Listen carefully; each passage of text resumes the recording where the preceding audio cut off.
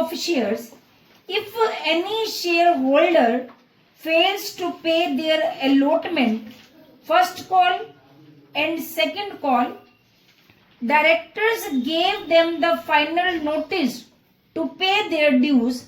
After that, the shareholder does not pay their allotment first or second call, directors cancel these shares and the amount which he had already paid will be forfeited by the directors.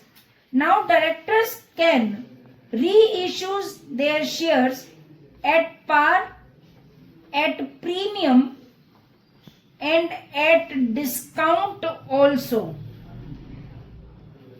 For example, a company wants to issue 10,000 shares at the rate of 100, 50 on application and allotment, 25 on first call, 25 on second call. Member holding 400 share did not pay the second call. His shares were duly forfeited and 300 shares were reissued at the rate of 80. Pass journal entries and prepare the balance sheet. First entry will be bank account debit to share application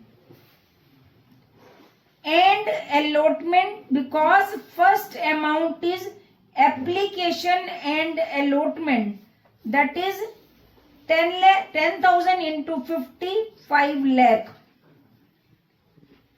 Share application and allotment to share capital 5 lakh.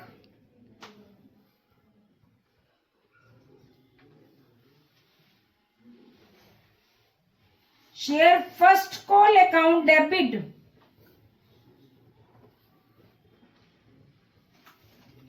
to share capital 2,50,000. Bank account debit to share first call 2,50,000. Share second and final call account debit to share capital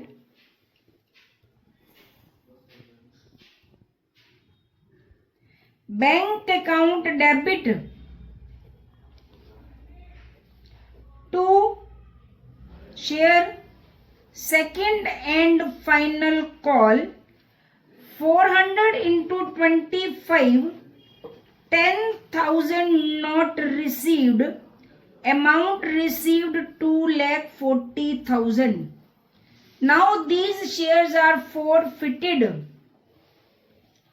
Share capital account debit 400 shares into called up money. You have called application and allotment, first call and second call. Called up money 400 into 100, 40,000. Not received to share final call, that is 10,000. To share forfeiture. Usually students do 40,000 minus 10,000, that is 30,000. But never do this question like 40,000 minus 10,000. This amount is always calculated. Amount already received. What you have received? 50 on application, 25 on allotment into 400. That is 30,000. If debit side is equal to your credit side, it means you have done all the question correct. Now you have to reissue this share at the rate of 80 as fully called up. Fully called up means the face value of share is 100. Then it will be written as 100 into 330,000 but reissued at 80. 300 into 20 is discount, but at the time of reissue that amount will be written as share forfeiture, that is 6,000. If 400 shares are reissued and 400 shares are forfeited and 400 be reissued, then the difference between forfeiture will be transferred to capital reserve. But in case of if forfeited shares 400 and 300 reissue, then you have to calculate proportionate amount. Forfeiture on 400 share is 30,000 and on 300 22,500. 22,500 minus 6,000 is equal to share forfeiture to capital reserve, that is 16,500.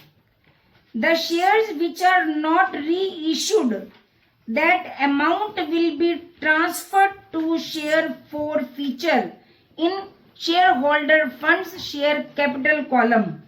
Now you have to prepare a bank account. The debit side of bank is your receipt and credit side, this is called payment. Receipts and payments. Bank account debit, 2 share application and allotment 5 lakh. Share first call 2,50,000. Share second and final call 2,40,000. 2 share capital 24,000. Now add all these items, 7,50,000, 240 and 24,000, 10,14,000 by balance CD 10,14,000. Now you have to prepare a balance sheet. First of all, you have to make notes to accounts. This is your balance sheet and this is notes to accounts. Authorized capital or registered capital nil. Issued capital, subscribed capital, called up capital, 10,000 shares at the rate of 100, 10 lakh. Paid up capital, 10,000 shares minus 400 forfeited share plus 300 reissued share, 9,900 into 100, 9,19,000. Add share forfeiture. The shares which are not reissued, the amount will be transferred to share forfeiture in capital account, 9,97,500. Reserve and surplus, that is capital reserve, 16,500. Equity and liabilities, shareholder funds, share capital, reserve and surplus, 9,97,500, 16,500, 10,14,000. Assets,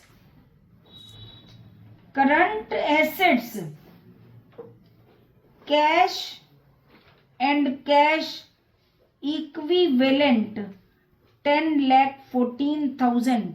If liabilities and assets are same, then your question is correct.